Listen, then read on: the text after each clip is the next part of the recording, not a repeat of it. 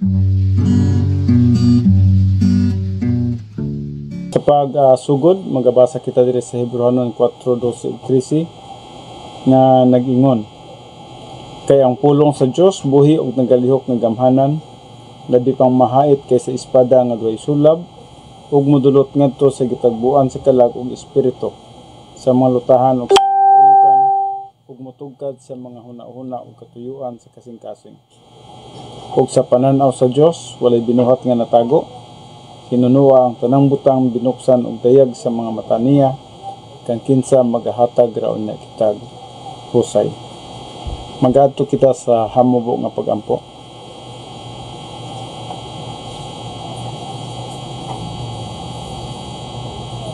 Amahan na mga Diyos nini nga kagabhion kami magaduol da sa imong balaan nga presensya, makapaubos kami diya sa imong kabubuton o katuyuan sa imong makinabuhi, diya sa pagsunod sa pagtuon sa imong pulong, tungod kay ikaw nagkasugo man kanamo amo nga pagatunan ang imong pulong.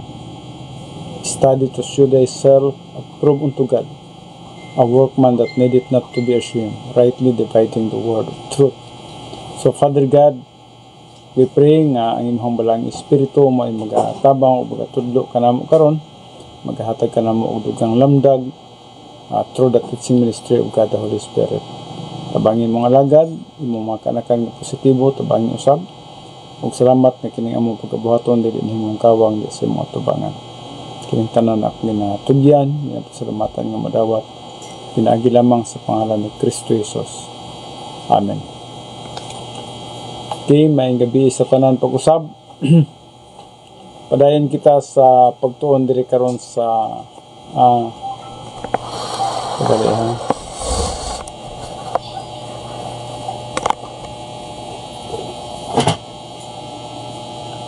padayon kita sa pagtuon diri sa adjustment to the justice of God.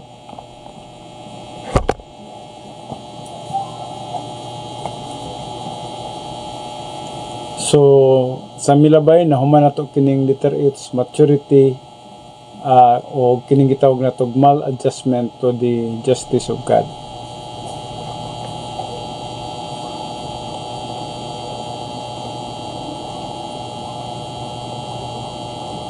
Yes, na human nato ning rebound, maladjustment to the justice of God. Sa diha nga ang usa ka magtotoo, wala na siya inline sa kabubuton sa Dios, nang kinahanglan siya nga magagamit sa 1 John 1:9 para nga mamahimo siya nga limpyo sa tubangan sa Dios, no? So importante ang 1 John 1:9 alang sa usa ka magtotoo para sa iyang gitawag na to Christian way of life. So nahuman na nato kini siya 1 to 8 kini siya, and then dinhi na kita karon sa grace and justice of God. Grace and justice of God. So God waits to be gracious, Isaiah 30 verse 18. Then the Lord waits for our adjustment to His justice. Nagahulat siya nining atong gitawag na to pag-adjust, no, sa iyang hustisya. So especially maturity adjustment. So there is no super grace blessings to the believer apart from maximum Bible doctrine in his soul. So din hiya makita ang pag-adjust sa usa ka hamtong magtutuo sa hustisya sa Dios, sa dihang naa na siya sa espirituhan nga pagkahamtong. So dinha na ang iyang kinabuhi kanunay nagpahaom, nagpauyon, nagsunod sa kabubuton sa Dios, bisan man kung unsay magapanghitabo, no? O kini nagahulagway sa usa ka magtutuo nga nagatubo nga sa pagkahamtong, o kung usa ka magtutuo nga naa sa super grace status. So dili kini siya basta-basta na nga magtutuo kung maabot kita dinhi, no? Nga din ang atong priorities kinabuhi mo na ang pag-adjust ngadto sa hustisya sa Dios, pag-adjust ngadto sa kabubuton sa Dios. Kasi usually ang tao man gyud dili man maka-adjust sa hustisya sa Dios, dili maka-adjust sa kabubuton sa Dios. Musukwahi gyud ang tao, mo supak, mo suki, mo violate gyud sa kabubuton sa Dios. Apan sa dihang ang usa ka magtotoo tubo na nga to sa pagkahamtong, mausob na ang iyang perspective sa kinabuhi, o kana ang iyang panglantaw mo na ang mga butang adunay value sa eternity. O tungod niya na, kaya ang iyang panglantaw mo naman ang mga butang adunay value sa eternity, mo nang mupahiuyon na siya ug unsa ang kabubuton sa Dios sa iyang kinabuhi. Dili kay nagapahiuyon siya sa kalibutan. Dili kay nagapahiuyon siya o nagakompromise siya sa tanang mga butang ng kalibutanon. Now, din nato makita mahulagway ang usa ka magtotoo kung compromiser ba siya o dili ba siya compromiser. And usually, ang usa ka magtotoo nga naga-compromise, nagpasabot ka na siya nga wala pa gyud niya makabot ang kabubuton sa Dios sa iyang kinabuhi, nga mo ang pag-adjust to the justice of God. O malisod ka na para sa usa ka gitawag na tog magtotoo, tungod kay nagkinahanglan gid ka na siya og proseso nga tubo gid siya ngadto sa espirituhanon nga pagkahamtong. Kung wala may espirituhanong pagkahamtong nga magapanghitabo sa iyang kinabuhi, dili niya kini siya matagamtaman. Og atong nakita tungod sa kadaghan sa mga linglas kalibutan, malingla pa gid siya.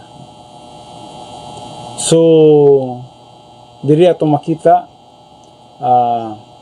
there is no super grace blessings to the believer apart from maximum Bible doctrine in his soul. So mo ni basihanan, dapat adunay gyud maximum Bible doctrine in his soul. At least tanan nga mga major nga mga doctrines nga may kalambigitan sa imuhang espirituhanong pagtubo, imuha na kanang nasabtan, imong gina-aplikar, labi na ang gitawag na tog problem solving devices, kining gitawag na tog 10 essence of God. Importante ka na siya, may kalambigitan ka na siya sa atong spiritual growth. Kining Operation Z, nga diin ang Bible doctrine na metabolize gyud ug mibalhin sa atong right lobe of the soul, o kining mga subjects nga naghisgot nitong sa spirituality, mga subjects nga naghisgot nitong sa pagtuon sa pulong sa Dios nga mo'y priority number 1. So kining mga butang nga gikinahanglan kini siya sa tanan nga mga magtotoo. Kung dili nato makabot kini siya, nan magpabilin yun kita nga bata, mao kanang dali kita mag-complain, dali kita nga malingla sa mga kalibutanong butang, o daghan pa, no? Dali kita mag-compromise. Now dili na kita karon sa letter G, adjustment versus maladjustment. Unsa man nimo, mag-adjust ka ba o adto ba ka sa kanang dili mag-adjust sa hustisya sa Dios? There is maladjustment. Atong nakita, adjustment versus maladjustment. Maladjustment or adjustment to the justice of God is the issue in your life. So morning issue sa imong kinabuhi karon o sa atong kinabuhi karon. Either nag-adjust kita sa kabubuton sa Dios, or wala kita mag-adjust kabubuton sa Dios. Bot pasabot, may kinabuhi ba kita nga nag-violate o nagkinabuhi ba kita nga nagsunod? So this concept is portrayed in Ecclesiastes 9, no? 13 ngadto na sa chapter 10 verse 13. Naghulagway kini siya, usually atong nakita kining book of Ecclesiastes, sulat kini siya ni Haring Solomon, no? Ug atong nakita nga ang kinabuhi sa usa ka tawo nga wala magsunod sa hustisya sa Dios, aduna gyud dako kayong gitawag na tog disiplina sa kinabuhi sa usa ka magtotoo. And in fact, nahibalo kita din nga sa kinabuhi ni Haring Solomon, naghisgot siya may tungod sa kung atong bagatan-ahon, panambagon nga to sa mga kabataan. Kay na iyahang na-realize kini siya sa dihang siya, ananas din saktong panuigon, nga pagkadaghan diyang sayang sa iyahang mga kinabuhi. So, mausap ka na, may tabo ka na to kung wala kita magatubo nga to sa pagkahamtong, hantod ni abot na kitag tigulang. So, ang mahitabo sa itong kinabuhi, mao ka na nga dili na nato maangkon ang gitawag na to kahimso ug kamalipayon sa gitawag na to pagpangalagad sa Dios. Og atong nakita sa life ni Solomon nga vanities ang kasagaran nga mga kasaysayan ni Solomon, no? Usa ka panambagon kini nga kanato, no? Nga samtang naapa kanato ang edad nga tama, dapat makorek na kita, no? So ang hitabo mugod kang Solomon atong nakita na linglas siya sa mga babae. Og in fact ang nakasulat diya sa Biblia atong nakita, moabot nag 1,000 ka mga babae ang nahimong kabahin sa iyang kinabuhi. O dili basta-basta gina, no? Ang uban tunay na pulo ka babae, pero si Solomon ni abot yun siya og 1,000 ka babae. Og busa ginailan nato kana siya nga wala siya nag-adjust sa hustisya sa Dios. Og busa sa katapusan siya mga kinabuhi atong nakita ana ang gitawag pagkasayang, ana ang pag-sulti niya sa vanities, kakawangan, kawang-kawang ang tanan. Bisan man tinuod o ikaw ang pinakadato sa kalibutan, pinakasikat sa kalibutan, pinaka-powerful sa kalibutan, pag-abot sa panahon nga padulong na kas kamatayon, imong maisip nga walay pulos o walay bili ang imong kinabuhi. Sama ka nato karon, siguro nahibalo na kamo, pareha ka nako, nanako sa edad nga 60. So at the age of 60, kung wala na ako ma-enjoy ang akong Christian life, sa batanon pa ko, so murag makaingon na usab ako samag ang Solomon nga vanities. So atong nakita baya ang kahimtang ni Solomon tungod sa iyang mga gitawag na to mga failures kinabuhi. Yes, tinuod ang iyang anak nahimo mapong hari, pero wala na magkadimaw ang paghari niya sa Israel. In fact, nahimo katong cause of division sa duha ka kingdom, the northern kingdom and the southern kingdom. So maladjustment or adjustment to the justice of God is the issue in your life. Are you adjusted to the justice of God, or ikaw ba nag-violate ba ka, maladjustment ba ka to the justice of God? O ikaw mismo ang nahibalo ni anak kung nagasunod ba ka o wala ba ikaw gasunod? So mo ka na no, gibutang ka na isang konsepto diha sa Ecclesiastes 9. 13 nga to sa chapter 10 verse 13. So people don't appreciate Bible doctrine in the believer's soul. Kini kuya ni, no? People don't appreciate Bible doctrine. So kung ang usa ka katawhan o mga katawhan wala na gani nagakalipay o wala nag-appreciate diya sa Bible doctrine, diya sa iyang kalag, kana gitawag na to na siya maladjustment na siya. Only God does. So don't count on people to please you. Kini importante po ni. And the number 3, only Bible doctrine counts. Katulang yung mga doktrina nga naa sa imong kalag, mao tong adunay value. Now mangutan na kita nga nganong valuable man ang mga doktrina nga nagapuyo diya sa atong kalag. Tungod kay kung ang usa ka doktrina manggod imong nasabtan o gana sa imong kalag, mao manggod na ang mag-transform sa imong kinabuhi. Ang real nga transformation na sa pulong sa Dios nga imong nasabtan, imong gituohan ug nagpuyo di sa imong kalag. Ma-change ka. Halimbawa, nasabtan nimo ang perspective sa eternity.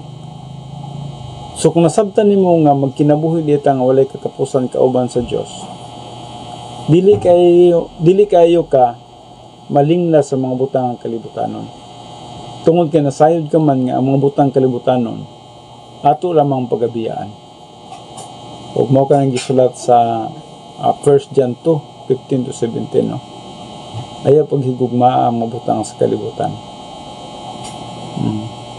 Ayaw higugma ang kalibutan ni ang mga butang ani-ani nga kalibutan. Kaya kung higugmaon nimo ang mga butang ani-ani ning kalibutan na ang gugma sa amahan, wala diha kanimo. Ug ang mga butang sa kalibutan lumalabay lamang apan ang tanan nga mga nagabuhat sa kabubuton sa Dios magapabilin sa walay katapusan. So mo kanang gisgutan din sa 1 John 2:15 to 17. Now karon kung nasabtan nimo kana siya, imuhang masabtan og unsay dapat proper perspective sa imong kinabuhi karon. Samtang ikaw nagapangalagad ingon nga Kristohanon.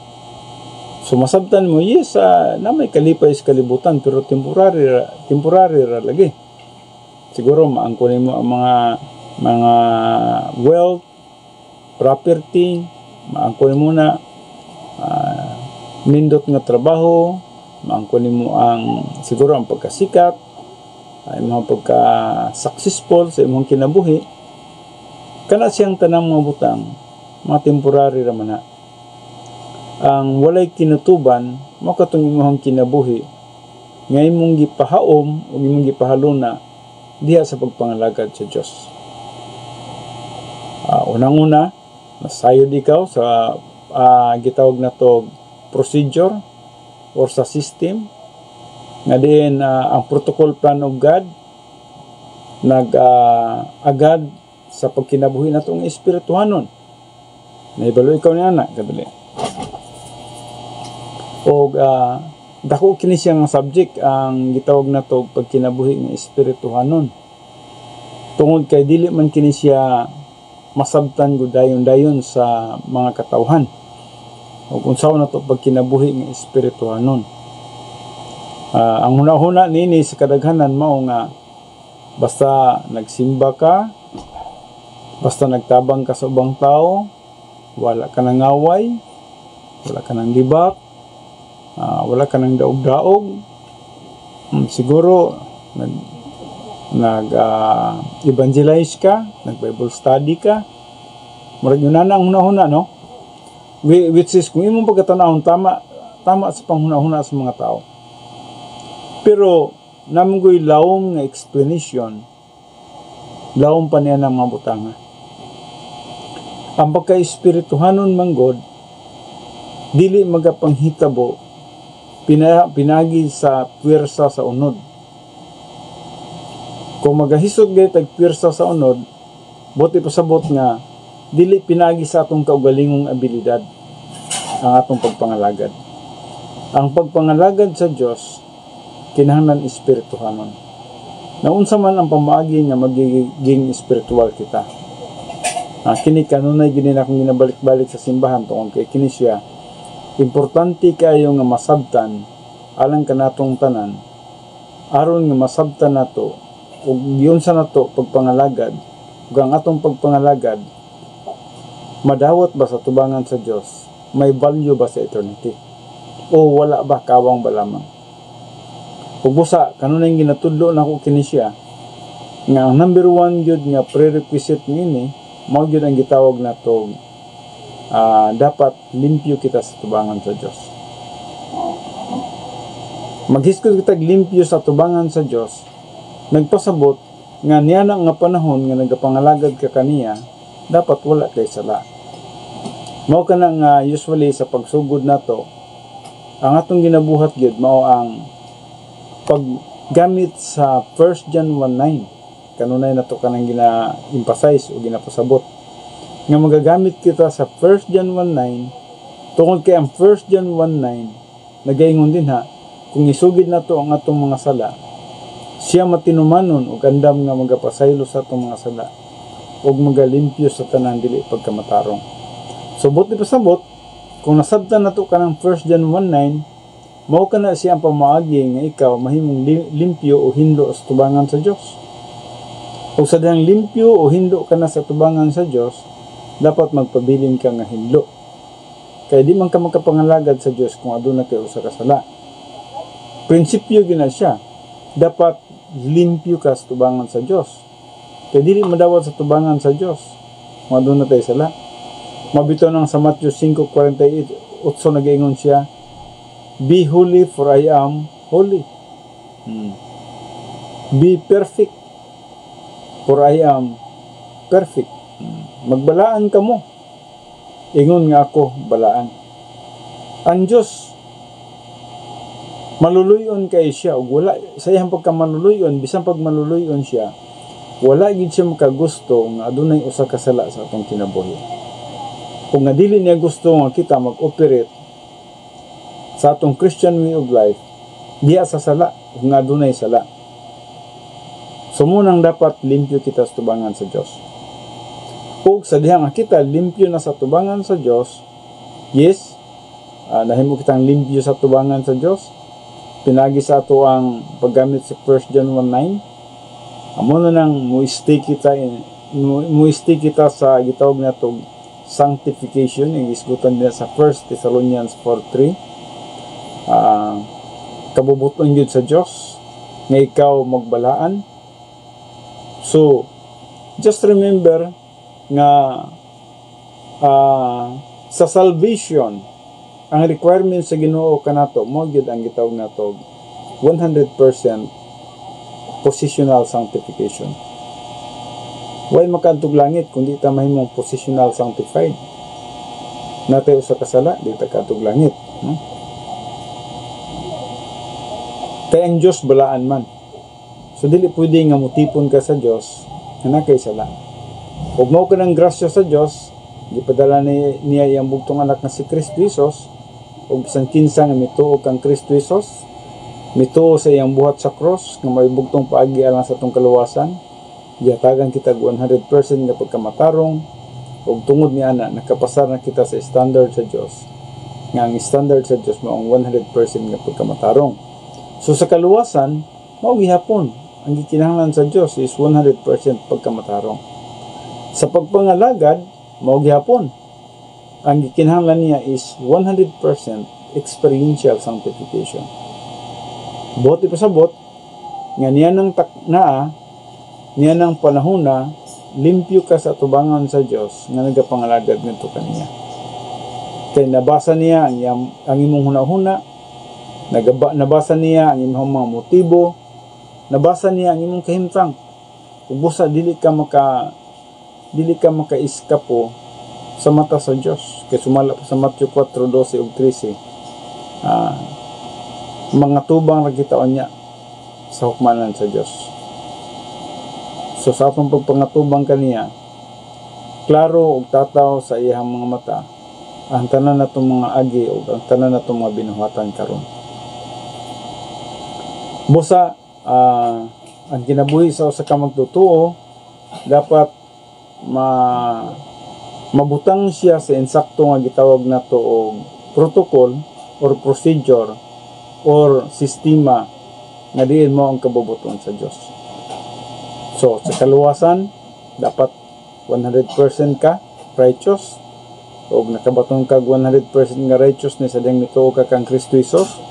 Kaya hatagan ka og 100% righteousness, gisuluban ka og 100% righteousness na tungod niya na nakapasar na ka sa standard sa Diyos, makaadto na kag langit. Kadua sa pagpangalagad, walay madawat sa tubangan sa Diyos nga pagpangalagad kung aduna kitay sala. Busa gikinahanglan na pud diri ang experiential sanctification. So kung positional sanctification ang requirements para sa kaluwasan, sa pagpangalagad ang kinahanglan is experiential sanctification. Buti pasabot, matarong ikaw niya ng panahon na sa imong pagkinabuhi.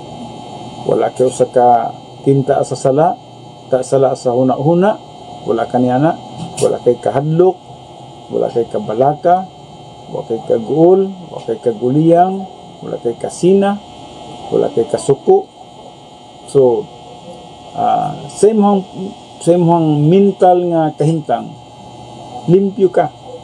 Sa imong pagsulti, sa imong pagbuhat, limpyo ka sa tubangan sa Dios. So, at the time nga nag 1 John 1:9 ka, hangtod nga nahuman nimo ang imong bulhaton, wala kay mga sala sa imong kinabuhi, mo nang gitawag na tog experiential sanctification. Maputol lang ng experiential sanctification sa diyang makasala na pong ka. Nga mabalik na po kag 1 John 1:9. Pagbalik na mo 1 John 1:9, padayon na po ka sa experiential sanctification. Kaya mo ka na ang kabubuton sa Diyos atong kinabuhi. Magkinabuhi kita nga matarong sa mata sa Diyos. Ug sa atong pagpangalagad niya ng experiential sanctification, mao ka nang madawat sa tubangan sa Diyos. Mao ka nang pagpangalagad nga adunay value sa eternity.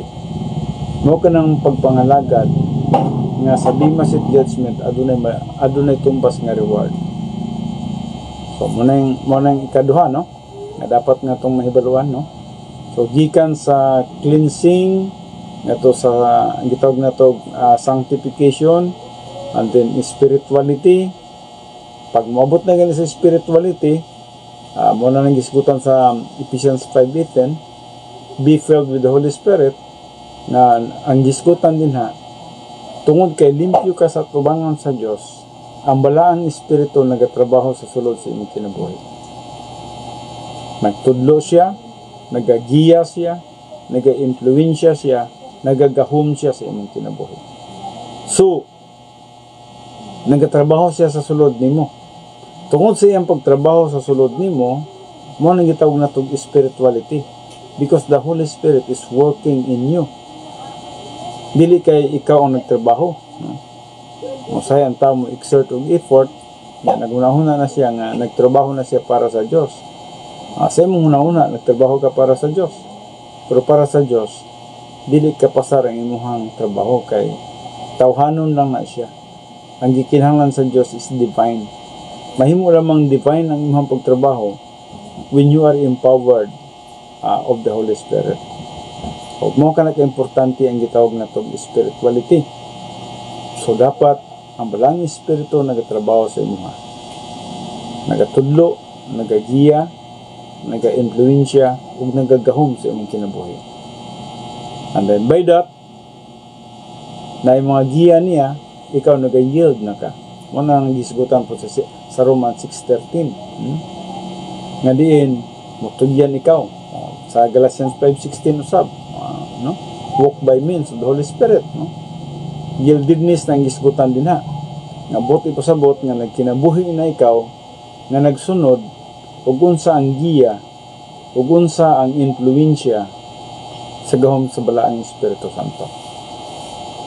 So, dinha nimo makita sa dihang naa ka dinha nga area, nag-yield na ikaw dinha, mo na ng pagpangalagad nga madawat sa tubangan sa Diyos. Just remember ha, mo ka na ang pagpangalagad nga madawat sa tubangan sa Diyos. That means you are clean before the Lord. That means you are sanctified, you are spiritual, and you yield to the influence of the Holy Spirit. Sa imong pagpangalagad niya na, wa jud kay dinhan mo makita nga wala gyoy sayang sa imong pagpangalagad. Sayang manggod mga lagad ta niya, wala lay pulos. Pagabot sa Bema Seat Judgment, mga kahoy reto, mga uhot ug dagami rato. Nagiskutan sa 1 Corinthians 3:11-15. Ang kahoy, uhot ug dagami naghulagway siya sa pagpangalagad nga diin masunog lamang sa tubangan sa Dios. Masunog sabot walay pulos. Useless, kakos sa Griego.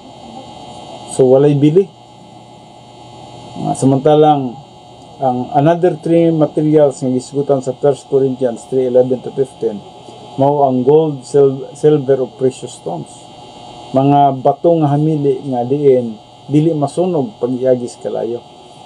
Naghulagway ka na siya sa pagpangalagad nimo nga ang imong pagpangalagad pinagi sa gahom sa balang espiritu. Ug tungod niya na pag-abot niya sa bema seat judgment, dili to siya masunog. Dili masunog sabot dili to siya kawang. Kundi aduna to'y value dinha sa bema seat judgment. So, kung hay value sa bema seat judgment, naghulagway to sa imuhang ganti unya. So malabot nga mga adlaw nga madawat nimo kana siya nga walay katapusan. So ganti, no? Ganti nga walay katapusan. Mao kana siya ang handom sa mga nagatubo sa pagkahamtong. Ang perspective niya mo ang eternity, dili na ang sa kalibutan. Pero kung wa nato masabti ang pulong sa Dios, mao lagi na malinglay kita sa mga kalibutanong butang. Kaya ang mga butang ng kalibutanon, kanunay man natong makita, kanunay natong madunggan, kanunay natong panganduyon, ginahandom sa matag usa. So mo ka nang pindi kita sa atong Kristohanong pagkinabuhi. Ang uban magkaluyas pagpangalagad, ang uban nagapangalagad pero adunay kahadlok, ang uban nagapangalagad pero adunay sala. So wala magkadimaw ang tanan, no? Ang uban nagapangalagad, mali ang motibo. So ang tanan nga klase sa pagpangalagad wa magkadimao, no? Ana lagi nagapangalagad lagi pero wa magkadimao nga pagpangalagad. Bisang gani siguro sa atong paghatag, sa atong giving, no? Kung wala kita nahibalo sa prinsipyos paghatag, wala gihapon, pildi gihapon kita basi nagahatag kita pakaron ingnon ta, no? Nga nagahatag ta sa Ginoo, nagahatag ta nga para mo believe ang mga tao sa tuwa, pildi gihapon ta ni ana. Kaya ang prinsipyos Ginoo nga nagahatag kang kinasing-kasing, wala kay mali nga mga motibo, wala ka nag-after og balos, wala ka naghulat og nga pagdaig sa tao, no? So purely ang imong paghatag pareha lang sa simbahan, naghatag ta sa offering. Ang paghatag nato sa offering ni ana, halad nato na siya nga magamit sa mga buluhaton sa Dios. Ngano man ang buluhaton sa Dios nagkinahanglan og kwarta, transportation, communication, unsa pa nang ubang mga panginahanglanon sa simbahan, bayad sa tubig, bayad sa suga, mga equipment. So adunay gastuanan gyud ang ministry. And in fact gani atong nakita ang uban nga mga pastor niya na mo ni nagagastos sa mga buluhaton. Salamat na lang po ta kay ang Diyos yun nagapanalangin po Diyod, no?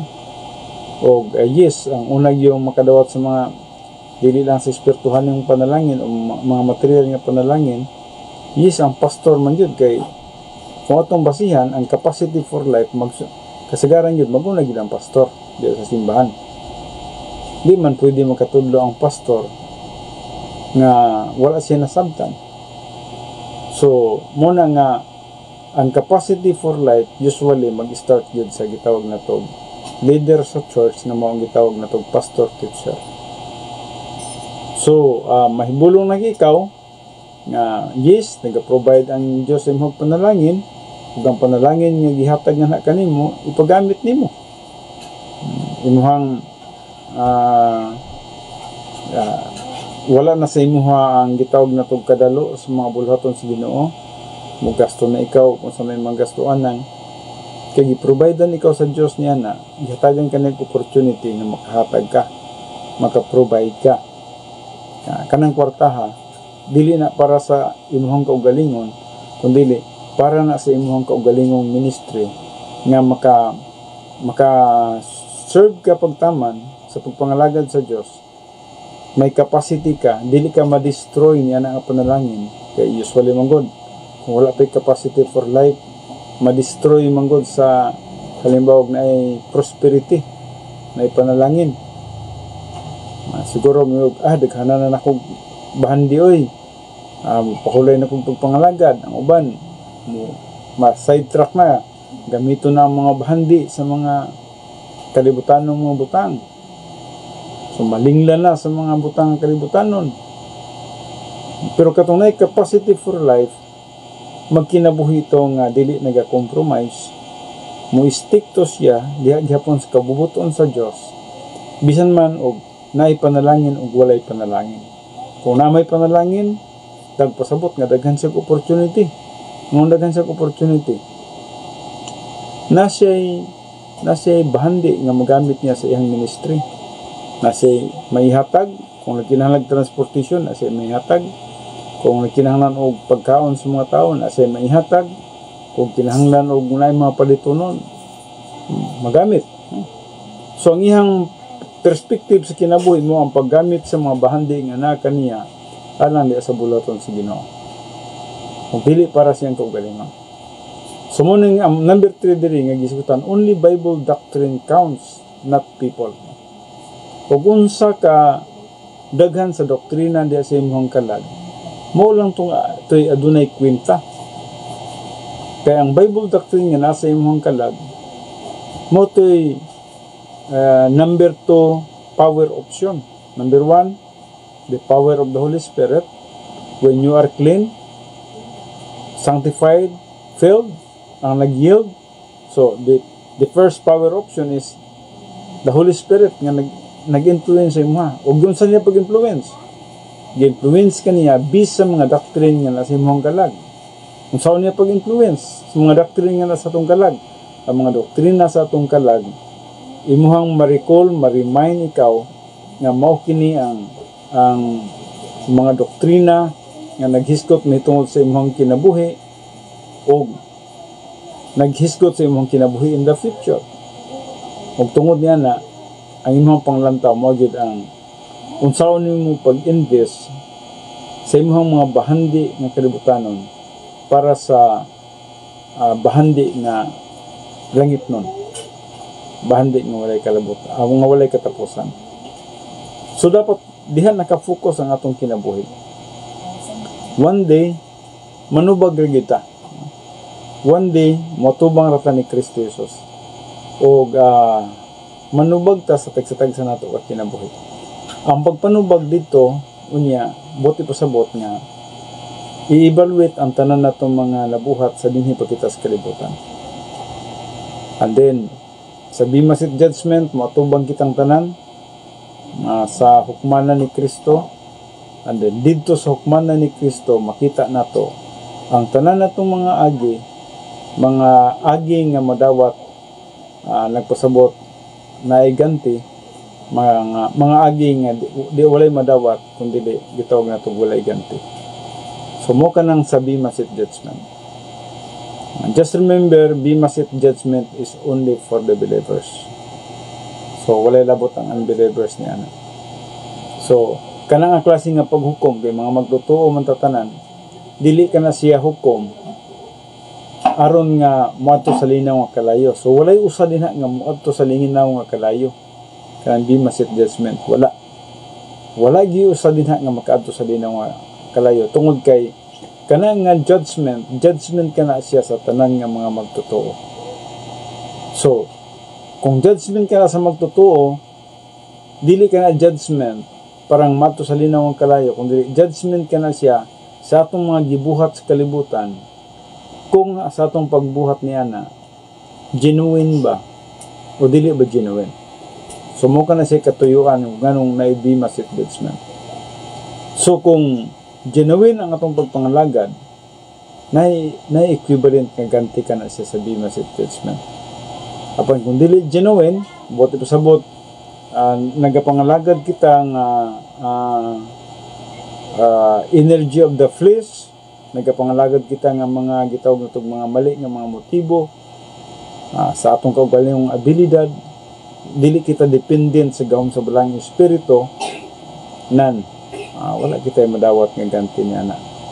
Busa dito ra niya makita pag-abot na sa Bema Seat Judgment. So ikaw ang imong pagpaminaw diha og usa ka oras karon, Kita na siya dito sa Bema Seat Judgment. Now, mayroon kita nga, mas mayo na lang ko pastor kay naminaw man ko sa kauras. Now, yes, sa mata sa tao, mas mayo ka kay naminaw ka sa kauras.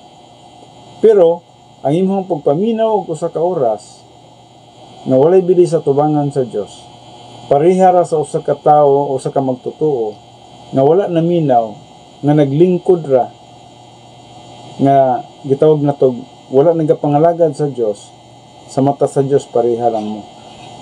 Ang nakanindot lang sa wala nagapangalagad, wala siya gahago, unya gawas pa niya na, walay masunog sa Bema Seat Judgment. Ikaw, nagapangalagad ka, pero ang imong pagpangalagad, masunog. Murag nag-prepare lang ka og daghan dito nga mga sugnod sa Bema Seat Judgment. So, kung imong pagkatanawon, amin ka nga, yes, parihara man na. Sa mata sa Diyos, pagkabot dito sa Bema Seat Judgment, pariha man mi, walay madawat. Yes, pero naghago ka. Naghago ka nga walay pulos. Siya, wala siya naghago, wapoy siya madawat nga ganti. So, ang buti pasabot din wala kong nag-iingon nga, ayaw na lang po magpangalagad kay magyapoy madawat ng ganti. Dili po din nana. Ang akong buti pasabot nga, klaruhon nimo ang imong pagpangalagad, nga ang imong pagpangalagad, dili mahimong kawang sa malabot nga panahon. Sa dihang motubang niya, niya ta sa Bema Seat Judgment.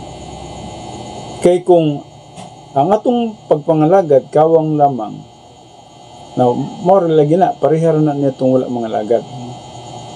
Pero wala ko nag-encourage ninyo nga ayaw mo pagpangalagad kay kawang na inyong pagpangalagad, no.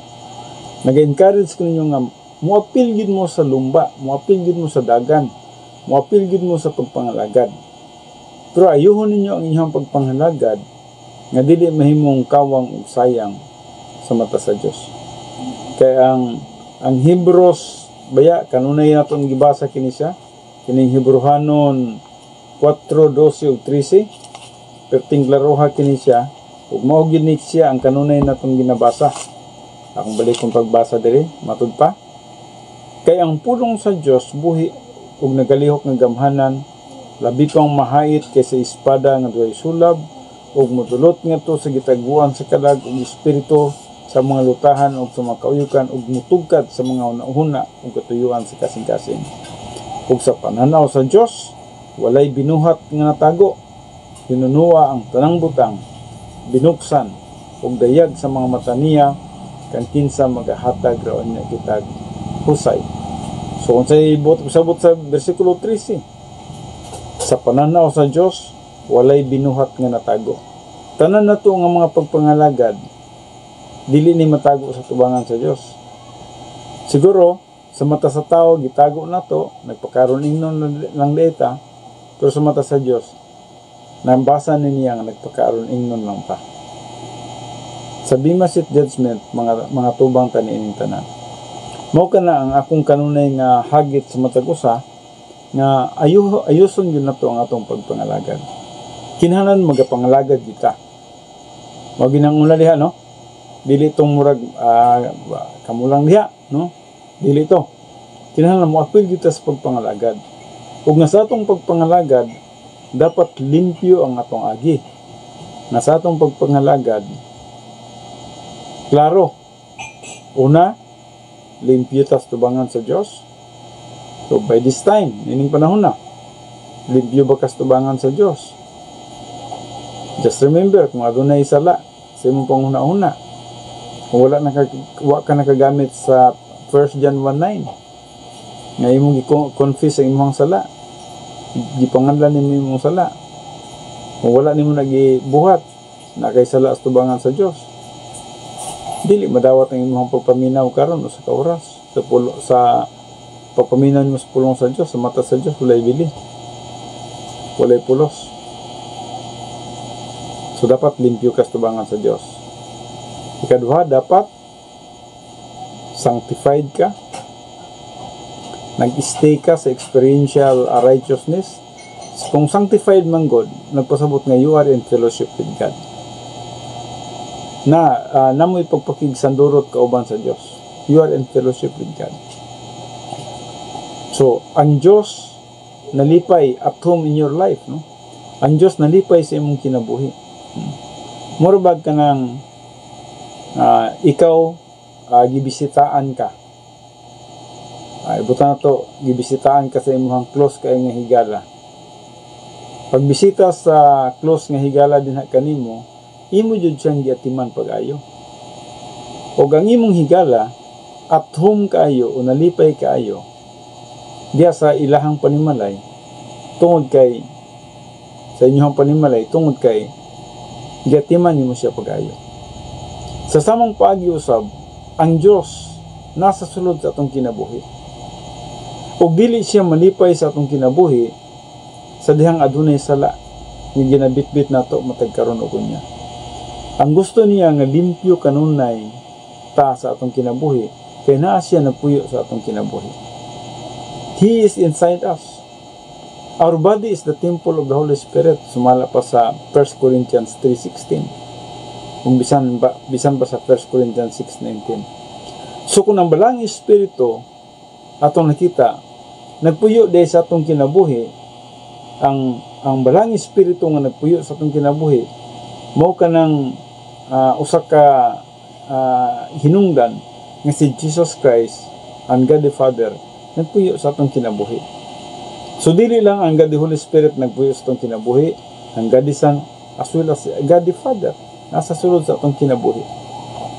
So kung wala pa na nimo masayre nga ang God the Father, God the Son, and God the Holy Spirit nagapuyo dahil sa imong kinabuhi, nan dili ka kasabot o kung sa'y dapat nimong buhaton. Pero kung masabtan nimo nga dahil sa sulod sa imong kinabuhi ang God the Father, God the Son, and God the Holy Spirit, kaya wala naman siya nagpuyo sa templo karon. Ang templo na destroyed na sa 70 AD. Ubusa dili na siya puyo sa templo pa nga binuhat sa tao. Binuhat sa kamot sa tao. Nagpuyo na siya sa sulod sa kinabuhi sa usa ka magtotoo. Now karon kay nagpuyo man siya sa sulod sa kinabuhi sa usa ka magtotoo, ikaw ug ako mga magtotoo man, unsa may atong ipahalipay ngadto kaniya? Sala ba? Magbuhat ba tag sala? So dili siya atom sa atong kinabuhi. Dili sila atom sa atong kinabuhi.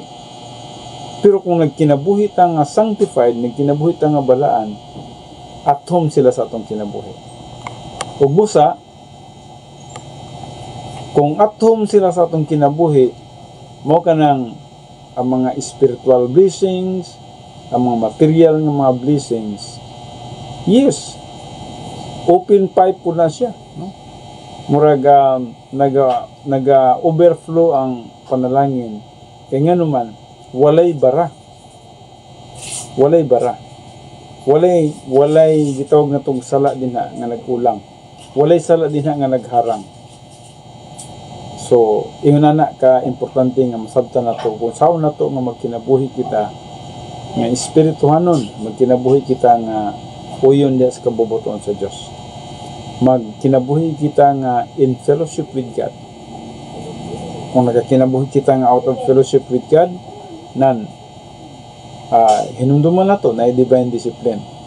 Apan kung magkinabuhi kita nga uyon sa kabubuton sa Dios, nandin ha atong nakita na adunay gitawag na to adunay mga panalangin. Dili lang spiritual nga panalangin, mosunod ang mga material nga mga panalangin. So unsay gisgutan sa number 3, only Bible doctrine counts. Ug unsa kadaghan ang doktrina diha sa imong kalag, mao nay basihanan sa capacity for life. Dapat daghang doktrina ang atong kalag. Daghang nasabtan sa pulong sa Dios ang atong kalag. Especially sa mga protocol plan of God, ang protocol, ang procedure sa Christian way of life, dapat nasabtan gina siya. Kaya once nga dili gini masabtan ang procedure sa Christian way of life, pataka lang gitag pangalagad nini, maabutan tas pagbalik sa Ginoo nga wala nagkadimaw ang atong pagpangalagad. So pagabot dito, mo nang giingon sa uban sa mga bulanon nga manimahot ang anghoy. Anong manimahot ang anghoy? Unsa din ang anghoy? Murag kanang nasunog bitaw nga pagkaon o ang imong masimutan kuan hinon lahi ang baho niya, no? So dito manimahot ang anghoy kay ang mga linuto kung lutuon na siya kahoy nga daghan kaayo nga masobraan sa kalayo mo baho na siyang anghoy, no? So mo nang ekspresyon na to nga manimahong anghoy. Bot dito sa Bema Seat Judgment ang tanan nato mga agi na nimahong anghoy. So mo na nga dapat sa buhi pa ta masabtan na nato kung sa ang protocol sa Christian way of life. Ug masabtan nato ug ngano nga mag-involve kita sa pagpangalagad sa Dios. Ngano nga mag-involve kita sa atong dagan. Kay dagan man sa lumba sa kinabuhi. Ngano nga magiging aktibo kita sa pagpangalagad sa Dios. Tungod kay adunay equivalent kini siya nga ganti sa malabot nga mga panahon. Ug ang atong perspective niya na mao nga mahimaya ang Dios sa atong kinabuhi. And at the same time, package deal mo guna kana sa dihang ang katuyuan nato sa atong kinabuhi mo gyud ang pagpangalagad sa Dios. Ang package deal niya na mo ang reward in eternity. Kaya sa mga kaigsunan natin na bilin nga 1 minuto, dili kita natapos karon sa adjustment versus maladjustment. Importante nga masabtan nato only Bible doctrine saves. Yes, kung aduna kay mga doktrina sa imong kalag, maluwas ka bisan man sa mga pagsulay sa kalibutan, mga temptation, mga trials.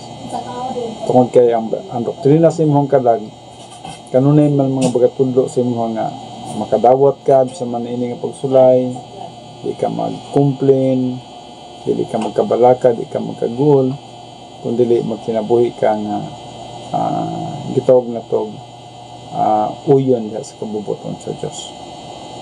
So dinhi na sa tama ng atong pagtuon ug nahuman na ta sa adjustment to the justice of God, maladjustment to the justice of God. And then probably this coming Thursday aton sa mga atunan ang the two variables, no? Kung itugot pa sa Ginoo nga napatas kalibutan. Kung magbalik naman siya, well, praise the Lord. Kung wala ang punta sa kalibutan, praise the Lord, no? As long nga napata diri, gamito na to kining atong kinabuhi alang sa iyang kamayaan. Okay, magadto ta sa closing prayer. Mahana mo nga Dios, nini nga kagabion kami nagahatag sa among mga pagpasalamat, pagdaig ug paghimaya nga kanimo tungod sa imong padayon nga pagkamaayo sa among kinabuhi, padayon nga nagkatudlo kanamo sa mga espirituhanong butang. Samtang gahulat kami sa imong pagbalik, unsaon na mo pagkinabuhi nga kining tanan madawat sa mga tubangan. Salamat sa imong grasya, sa imong gugma ug sa imong kaayo. O kining tanan akong ginauli, tanang mga pagpasidungog, pagdaig paghimaya anak kanimo, pinagi lamang sa pangalan ni Kristo Jesus. Atong Ginoo ug atong manluluwas. Amen.